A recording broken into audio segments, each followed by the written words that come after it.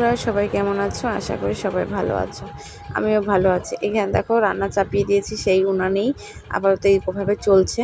আর এখানে দেখো রান্না করব, তাই তোমাদের সাথে বলছি এখন এই গরমের মধ্যে আমাকে এভাবে রান্না করতে হবে। যাই হোক, যে করে হোক রান্নাটা তো করছি আমি। তো আজ তো কিছুটা বাড়িটা একটু পরিষ্কার করব, তো তোমাদের দেখাবো উনুনটার আমার অবস্থা কি হয়েছে। আর এখানে দেখো সকালে রান্না করব ভেন্ডি দিয়ে সর্ষে দিয়ে। তো ভেন্ডিগুলো আমি জলে ভিজে রেখেছি।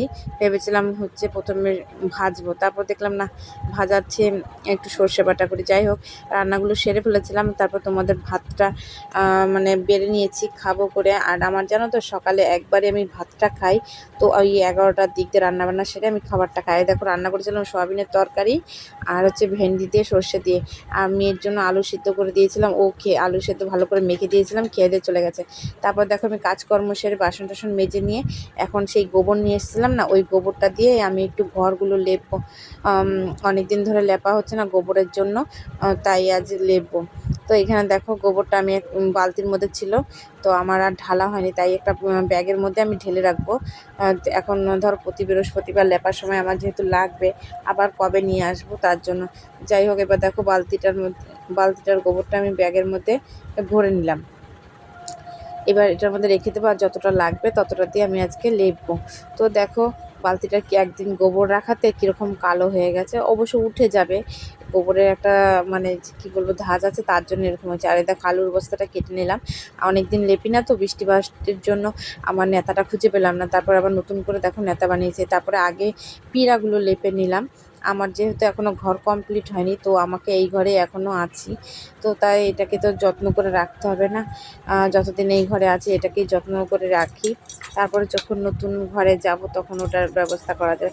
তারপর দেখো এখনও ঘর-টর লেপা হয়ে গেছে।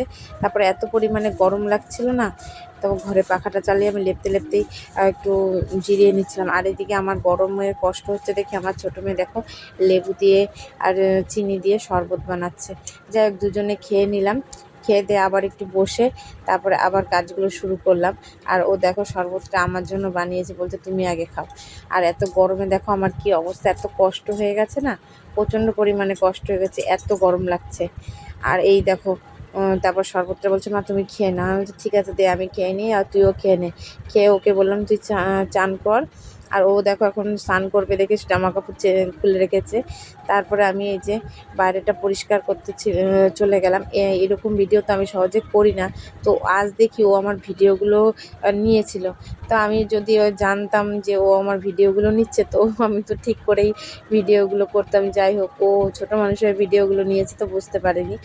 তারপরে যাই হোক, আমি এখানে পরিষ্কার করছিলাম, এত জঙ্গল হয়ে যাচ্ছে না, মানে এই আমার এই লাউ গাছগুলো, কুমড়ো গাছগুলো, আর এত পাতা পড়ছে আর এত ঘাস হয়ে গেছে, এই জায়গাটা একদম যাওয়াই যাচ্ছে না। তো আজকে একটু পরিষ্কার করে দিলাম বাড়িটাকে, একদম জঙ্গল হয়ে যাচ্ছে, মেন কথা ঘাস হয়ে গেছে। আর এখানে পাতা পড়েছে, এখানটা আমি পাতাগুলো সরালাম না, কারণ এখানে লাউ গাছ, এই চাল কুমড়ো গাছের গোড়া আছে, তো এবার যদি আমি পাতাগুলো সরিয়ে দিই গাছের গোড়াটা হালকা হয়ে যাবে, এই জন্য আমি আর সরানো না, শুধু এখানে জঙ্গলগুলো তুলে পরিষ্কার করে দিলাম। প্রচুর পরিমাণে জঙ্গল হয়ে গেছিলো এই জায়গাটুকু, তো এই জায়গাটা এই জন্য আজকে পরিষ্কার করে দিলাম। আর এত পিঁপড়াও হয়েছিল না, এত কামড়াচ্ছিল, ওইটুকু সময় একটু কাজ করছিলাম, পিঁপড়ায় যে কতগুলো কামড় খেয়েছে। এমনিই আমি একটু পিঁপড়ার কামড় বেশি খাই, তার এইটুকু সময়ের মধ্যে প্রচুর পিঁপড়া আমাকে কামড়ে দিয়েছে জানো না। এত ছোট ছোট লাল পিঁপড়ে ছিল ওই জায়গাটা। তারপরে দেখো এখানে অনেক কটা কিন্তু গাছও আছে, তো দেখে দেখে তুলতে হবে। একটা গাছ দেখলাম সেটাকে আবার লতা দিয়ে পেঁচিয়ে দিয়েছে, তো ওই গাছটার আমি কোনো কিছু করতে পারলাম না, ছিঁড়ে গেল। যাই হোক, ওটা অরল গাছ ছিল, ওটাকেও ঠিক করে রাখতে হবে আমার যত্ন করে। আর এখানে একটা পেঁপে গাছ আছে, পেঁপে গাছটাকে না ঠিক করে দিতে হবে, গাছের গোড়ায় মাটি দিতে হবে, তো বিকেলে দেবো।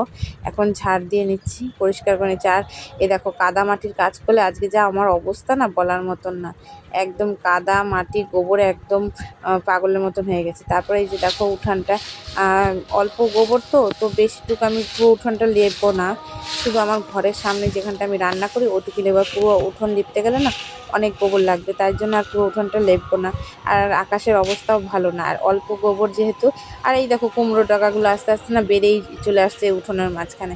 তো কেমন লাগে বলো তো, এরকম রাস্তা হাঁটার পথে যদি ডগাগুলো এরকম বেড়ে যায়, আর খাওয়াও হচ্ছে না, কত খাবো আমি একা। মাও ওই পাশে লাগিয়েছে, সেখানেও হয়েছে।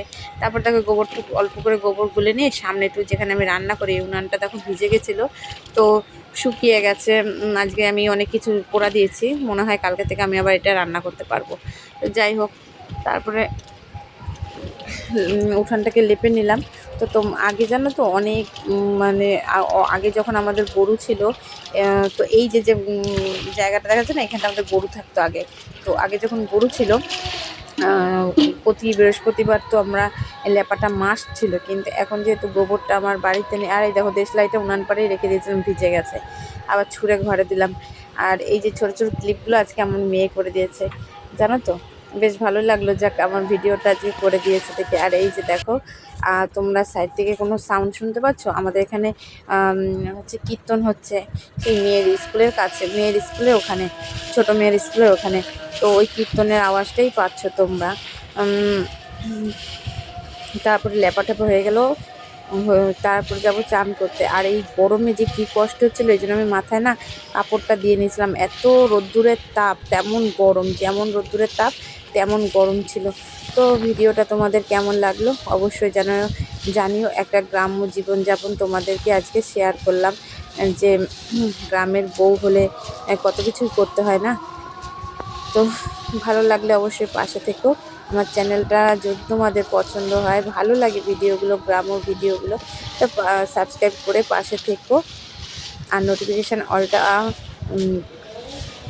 অন করে রেখো, যাতে তোমাদের আমি ভিডিও ছাড়া মাত্রই তোমাদের কাছে নোটিফিকেশান যায়। তো আমার ভিডিও যদি অবশ্যই ভালো লাগে, তাহলে কিন্তু অবশ্যই কমেন্ট করে জানিও, সেই অপেক্ষায় রইলাম। দেখা হবে তোমাদের সাথে আবার নতুন কোনো গল্প নিয়ে, নতুন কোনো কাজকর্ম ভিডিও নিয়ে। ততক্ষণ তোমরা ভালো থেকো, সুস্থ থেকো।